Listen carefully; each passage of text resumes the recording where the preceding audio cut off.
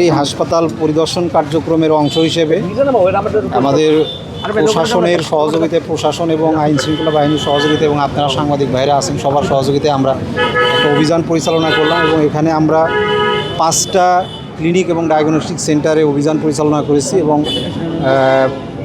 আল যারা যেটা আমরা প্রথম পরিদর্শন করলাম সেটার হসপিটালের কার্যক্রম ওটি এগুলো আমরা বন্ধ করেছি। তারপরে দ্বিতীয় যে ক্লিনিকটি সেটাও আমরা ডায়াগনস্টিক সেন্টার ছিল, ডায়াগনস্টিক সেন্টারের কার্যক্রম বন্ধ করেছি।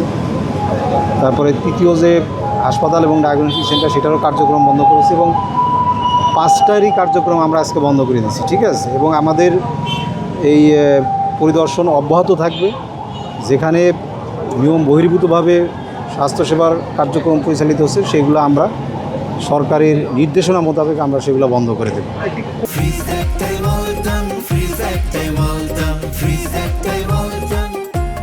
কোয়ালিটি সম্পন্ন সেবা নিশ্চিত করতে চান? অবশ্যই আমরা আপনারা জানেন যে মাননীয় প্রধানমন্ত্রীর নির্দেশনা মানে তৃণমূল পর্যায়ের প্রত্যেকটা মানুষ যাতে মানসম্মত সেবা পায়, স্বাস্থ্যসেবা পায়, সেটা নিশ্চিত করা আমাদের দায়িত্ব।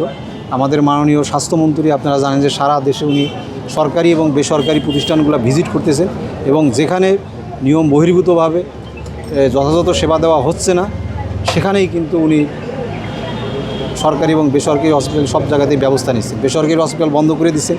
আমাদের সরকারি যারা আমরা দায়িত্বে আছি তাদের বিরুদ্ধেও কিন্তু উনি ব্যবস্থা নিচ্ছেন, ডাক্তার এবং অন্যান্য স্টাফদের বিরুদ্ধে ব্যবস্থা নিচ্ছেন। এবং আমাদের নির্দেশনা যে সমস্ত ক্লিনিক যথাযথভাবে সরকারি নিয়ম না মেনে সেবা দিচ্ছে না যারা, তাদেরকে আমরা বন্ধ করে দিচ্ছি বা সময় দিচ্ছি সংশোধনের জন্য। ধন্যবাদ।